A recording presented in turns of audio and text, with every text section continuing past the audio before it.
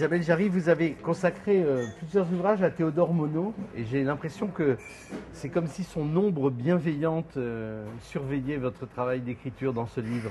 Ah oui. Enfin, surveillait ou était Planait là, quoi. sur ce livre. Planait, Absolument. voilà. Oui, oui, bien sûr. Le personnage de Gabriel Bartholomew est Ouais. directement inspiré de la figure de Théodore Monod.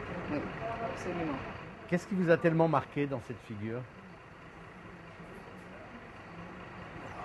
Tout le monde connaît sa personnalité par énormément d'interventions qu'il a pu faire dans les médias.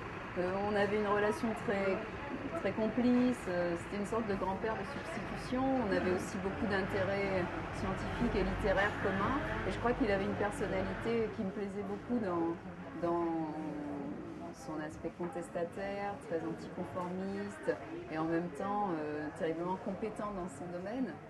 C'était quelqu'un de très attachant. Il a beaucoup servi au personnage de Gabriel, on s'en doute. Est-ce que vous avez beaucoup servi au personnage d'Ariane? Un peu aussi, oui. On s'en doute aussi. Oui. Disons que...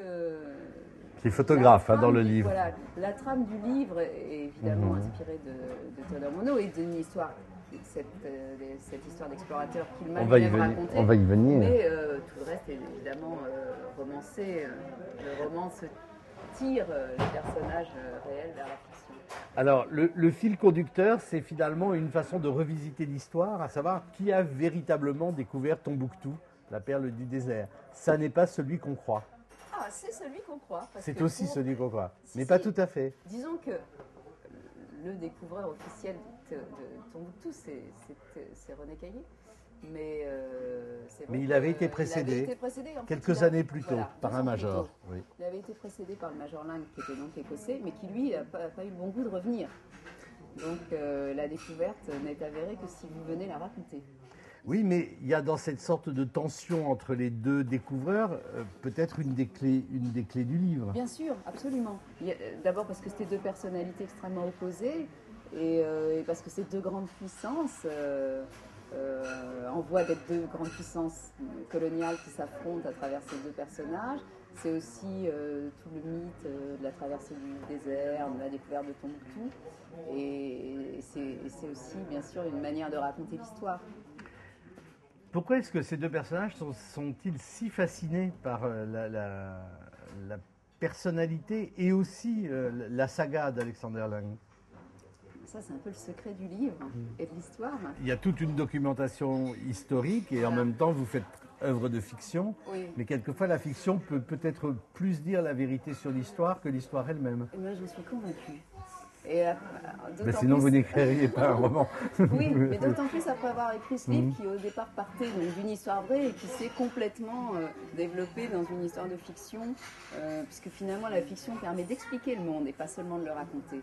Et c'est pour ça que c'est plus intéressant souvent de lire l'histoire à travers la littérature qu'à travers les livres d'histoire. En même temps, quand vous dites que beaucoup de vos personnages partent sur l'idée de cette scission de deux mondes séparés, le monde du désir, du corps, du désordre, et puis celui rationnel et ordonné de la science, en même temps, ils succombent tous à la contradiction brûlante de ces deux aspects-là. Mais ça, c'est parce que nous sommes tous des êtres humains, des êtres de chair et d'esprit, on ne peut pas séparer les deux.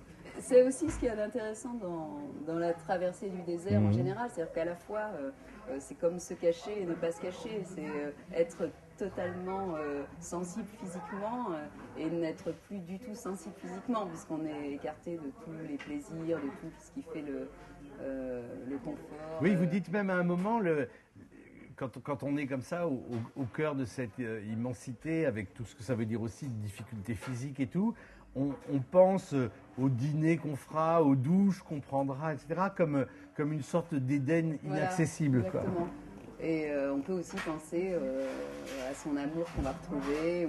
Mais disons que j'ai beaucoup aimé dans ce livre travailler justement sur ce parallèle entre le désir, le corps, la composante sentimentale de l'être et la rationalité, la méthode, l'intelligence pure. Ça m'a beaucoup plu d'essayer de mettre ces choses ensemble et de les faire cohabiter dans l'espace d'un livre. Phonétiquement au moins, le désert, c'est quand même le mot qui se rapproche le plus de désir. Absolument. Voilà, désert, désir, les deux sont dans le livre. Merci Isabelle. Merci Michel.